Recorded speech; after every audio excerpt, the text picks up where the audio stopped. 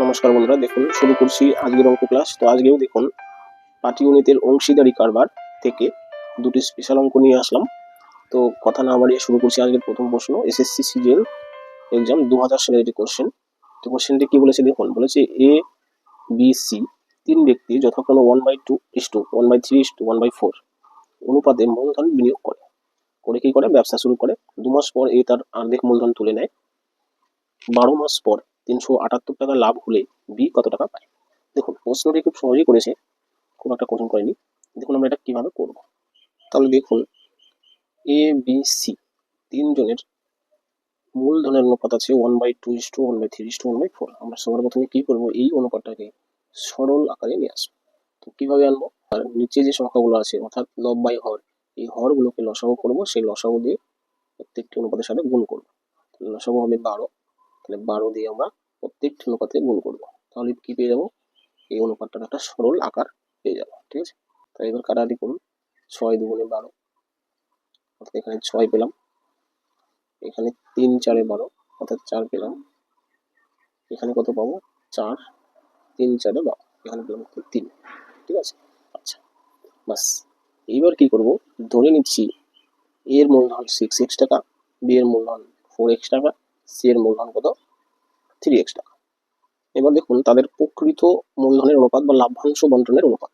ঠিক আছে, এটা তাদের মূলধনের অনুপাত। ঠিক আছে, এবার কি তারা কিভাবে লাভ্যাংশ ভাগ করে নেবে, কি অনুপাতে, সেই অনুপাত লাভ্যাংশ বন্টনের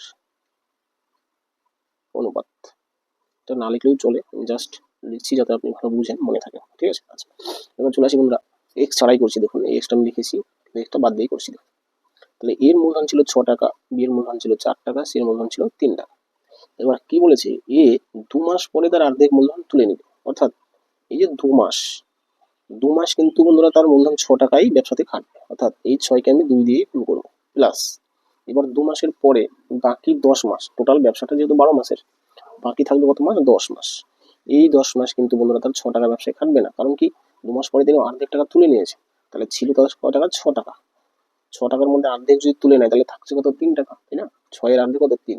সেই 3 টাকা কিন্তু বন্ধুরা 10 মাস ব্যবসায় খাটবে। ঠিক আছে, আবার বলছি বন্ধুরা, যে এর টাকা ছিল কত টাকা, 6 টাকা, তাই না। 6 টাকা তিনি ব্যবসায় যোগ দিয়েছেন, এবং সেই টাকা 6 টাকা কত 2 মাস কাটছে ব্যবসা, কারণ 2 মাস পরে তিনি অর্ধেক মূলধন তুলে নেবে। তাহলে তুলে নেওয়ার আগে পর্যন্ত অর্থাৎ এই 2 মাস কিন্তু 6 টাকাতেই তার ব্যবসায় খাটবে। ঠিক আছে, 6 টাকাই। আচ্ছা, তার পরবর্তী মাসগুলো অর্থাৎ টোটাল থাকছে কত, 10 মাস। 12 মাসের মধ্যে এই 10 মাস কি করবে, তার ব্যবসা কত খাটবে, 3 টাকা।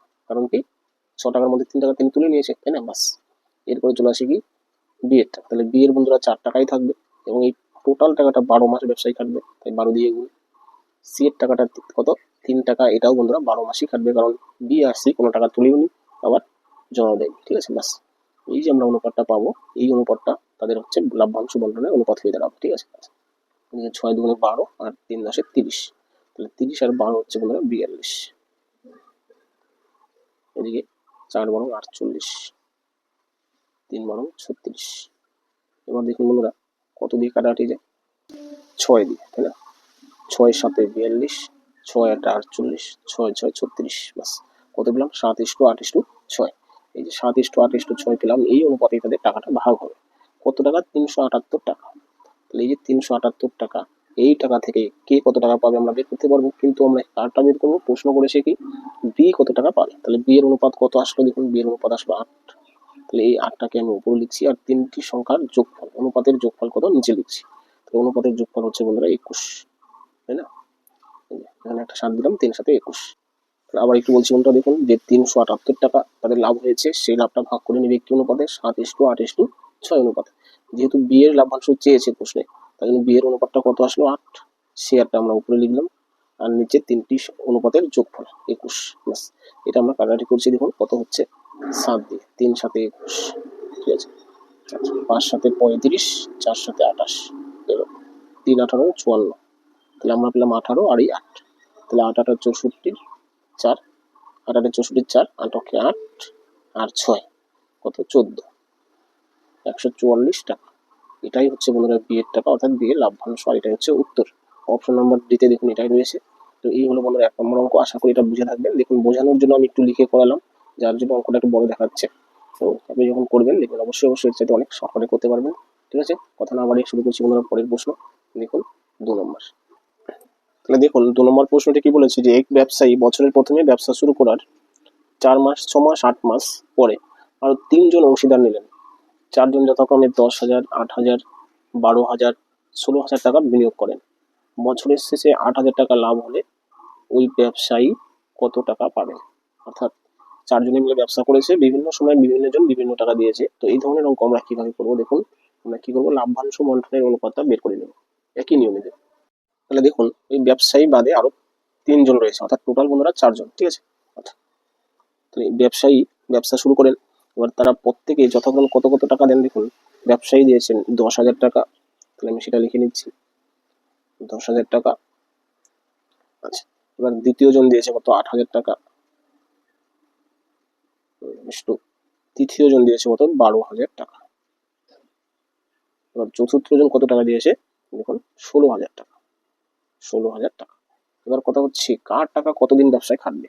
ব্যবসায়ী শুরুতেই এত টাকা দিয়েছে, অর্থাৎ শুরুতে এত টাকা দেওয়া মানে কি পুরো বছর তার টাকাটা খাটবে, তাই না? আচ্ছা, পুরো বছর মানে কত মাস বন্ধুরা, 12 মাস। বাস, ব্যবসায়িক কাজ শেষ। এবার দ্বিতীয় জন কি করেছে, যথাক্রমে দেখুন বলেছে শুরু করার 4 মাস, 6 মাস ও 8 মাস পরে, অর্থাৎ 4 মাস পরে দ্বিতীয় দ্বিতীয় জন টাকাটা দিয়েছে। 12 মাস থেকে 4 মাস চলে গেলে কত থাকছে, 8 মাস, তাই না? তাহলে এই 8 মাসটা হচ্ছে দ্বিতীয় ব্যক্তির টাকাটা খাটবে, যেহেতু 4 মাস পরে দিয়েছে, তাই না? তাহলে 12 মাস থেকে আমরা 4 কি বিয়োগ করে দিলাম। আচ্ছা, এরপরে তৃতীয় জন কি 6 মাস পরে, 12 মাসের ব্যবসা, তাহলে 6 মাস পরে যদি টাকা দেয় তাহলে আরো 6 মাস থাকছে, সেই 6 মাস হচ্ছে এই টাকাটা খাটবে। ঠিক আছে, তারপরের জন অর্থাৎ শেষ জন 8 মাস পরে টাকা জমা দিয়েছে।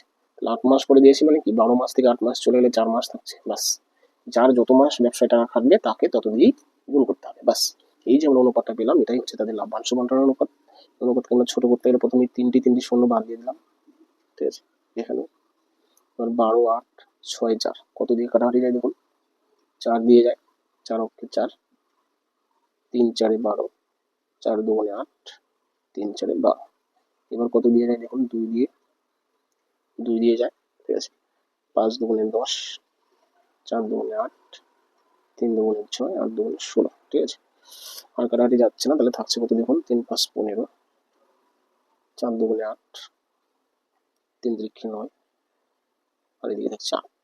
বাস, এই যে আমরা 15:8:9:8 পেলাম, এই অনুপাতে তাদের টাকাটা ভাগ করে নিতে হবে লাভ্যাংশটা। আচ্ছা দেখুন তাদের কত টাকা লাভ হয়েছে, লাভ হয়েছে 8,000 টাকা। তাহলে 8,000 টাকা থেকে ওই ব্যবসায়ী কত টাকা পাবে, ব্যবসায়ী মানে বন্ধুরা প্রথম জন এই 10,000 টাকা দিয়েছে। ঠিক আছে, আচ্ছা তাহলে 8,000 টাকা হচ্ছে মোট লাভ, ইন্টু কার টাকা চেয়েছে, ব্যবসায়ীর অনুপাত কত, 15। সেই 15টা উপরে লিখবো আর নিচে 4টি অনুপাতের যোগফল নিচে বসাবো। তাহলে এই 4টি যোগ করুন, 3 এটা 24 এটা 25, 25 30 40, 40 হচ্ছে যোগফল। আবার বলছি বন্ধুরা, যেহেতু বলেছি ব্যবসায়ী লাভ্যাংশ কত, তাহলে টোটাল লাভ হচ্ছে 8,000 টাকা ইন্টু ব্যবসায়ীর অনুপাত 15 উপরে লিখলাম আর অনুপাতের যোগফল নিচে 40। ঠিক আছে, বাস কাটাকাটি একটা একটা শূন্য কাটা দিন, 4 2 8, কটা শূন্য আছে, 2টো। তাহলে হচ্ছে 200 টাকাকে 15 দিয়ে গুণ করুন, 15 2 30, 2টি শূন্য, 3,000 টাকা। তাহলে 3,000 টাকা, এটাই বন্ধুরা উত্তর। ঠিক আছে, দেখুন অপশন নাম্বার সিতে রয়েছে, অর্থাৎ অপশন সি হচ্ছে বন্ধুরা উত্তর। এই হলো বন্ধুরা 2 নম্বর অঙ্ক। আশা করি ক্লাসটি ভালো লেগে থাকবে। যদি ক্লাসটি ভালো লেগে থাকে অবশ্যই লাইক, কমেন্ট, শেয়ার করবেন। নতুন বন্ধুরা চ্যানেলটি সাবস্ক্রাইব করবেন। বন্ধুরা থ্যাংক ইউ।